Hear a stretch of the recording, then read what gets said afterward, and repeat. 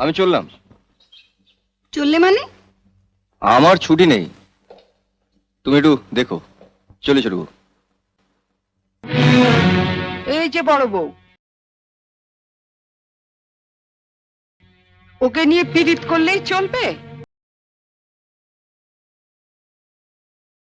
এদিকে টেবিলের উপর যে এটো বাসনগুলো পড়ে রয়েছে সেগুলো মাজা কষা করবে কে? হ্যাঁ, কটা ঝি চাকর আছে? যাচ্ছি মা, চলো না দিদি, আমি তোমার সঙ্গে হাতে হাতে কাজ করি। ও বাবা, কি পীড়িত রে! দেখবো দেখবো কত কাজ করতে পারো। দেখি তোমার বাবা মা কি গয়না পরিয়ে শ্বশুর বাড়ি পাঠিয়েছে। হ্যাঁ? গলার ওই দুটো সোনার না ইমিটেশন? আমার মা বাবা নেই, ছেলেবেলাতেই মারা গেছেন। আমি মামার কাছেই মানুষ। ও, মা বাবাকে খেয়ে বসে আছো? ধন্যি মেয়ে। এখানে এসে আবার তো নতুন করে মা পেলাম। ও বাবা, কি কাব্য মারা কথা রে বাবা। শিখে নাও মেজো বউ, শিখে নাও। আমার বাবা ওসব ন্যাকামি আসে না। নাও, খোলো দেখি হাতটা।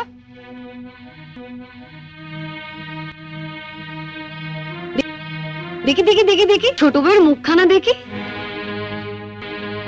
তোকে আবার কি খবর দিল? বা রন্টুর বউ ভাতে যাবো বলে তৈরি হচ্ছে, হঠাৎ তনু গিয়ে বলল, তা মা, তোমার ছোট বউয়ের মুখখানা তো বেশ। এই দেখ তো, ওর গলার হারটা সোনার না ইমিটেশন? আমার তো মনে হয় ইমিটেশন।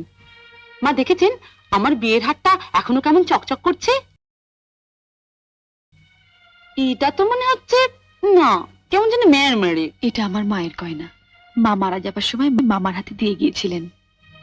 এই সুটকেসে আরো আছে। দেখি দেখি দেখি, সরো সরো সরো না, বাপের বাড়ি থেকে কি আনলে দেখি।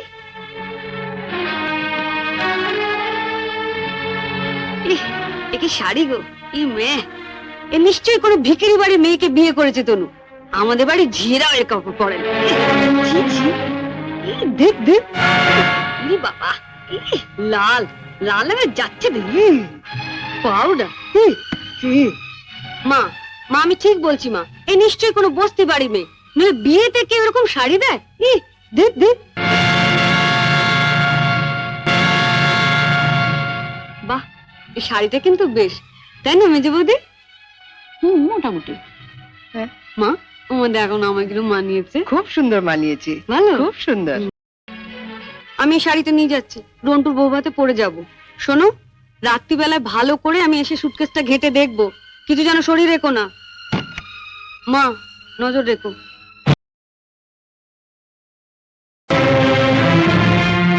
শাড়িটা রেখে যাও। রেখে যাবে মানে? শুনলে না, ও এটা পরে ওর বন্ধুর বউ ভাতে যাবে। বউ ভাতে যাবে? নিজের শাড়ি পরে যাক, বড়লোক বাড়ি বউ ভিকিরি মেয়ের শাড়ি ধরে টানাটানি করছে কেন? ও মা, মেয়ের কি চোপা গো! আসতে না আসতে।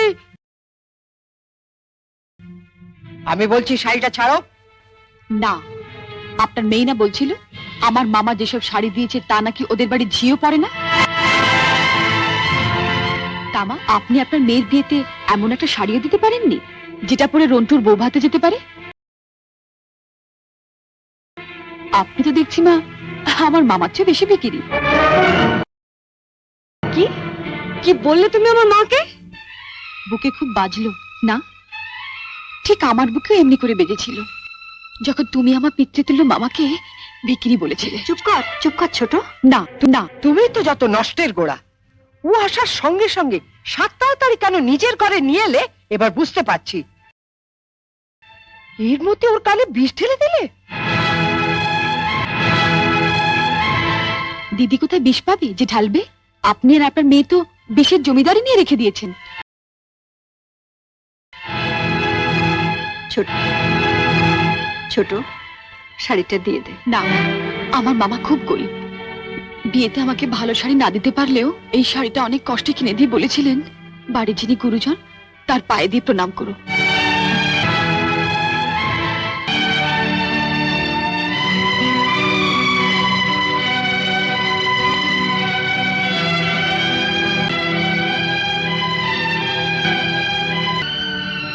এ কি করলি হতভাগী? মা থাকতে আমাকে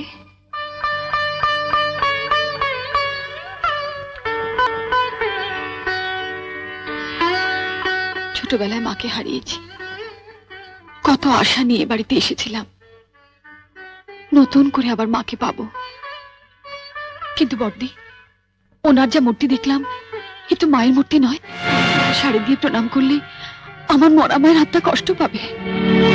শুনলে মেজে বৌদি, শুনলে? যত বড় মুখ না তত বড় কথা। ঠিক আছে, রন্টুর বৌভাত থেকে আসে, তারপর তোমার হচ্ছে। দাঁড়াও, যাবার আগে ছুঁড়ে ছুঁড়ে যে শাড়িগুলো ফেললে সেগুলো সুটকেসে তুলে দিয়ে যাও। তুমি বড়লোক বাড়ির বউ, তোমার বাড়িতে 10-20টা ঝি থাকতে পারে, কিন্তু এই বাড়িতে তো ঝি নেই, তাই কাজটা তোমাকেই করে যেতে হবে। কি হলো, তোলো। ছেড়ে দে ছোট। তুমি চুপ কর বড়দি।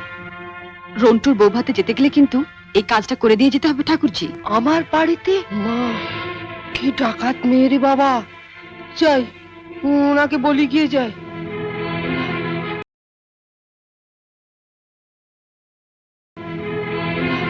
তুমি কোথায় যাচ্ছ?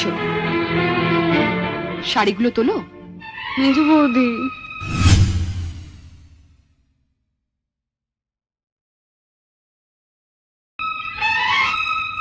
ও বড় বৌদি, ছাড়, ছেড়ে দে ছোট, ছেড়ে দে, নইলে কিন্তু রন্টুর বৌভাতে যেতে দেবো না। তোলো।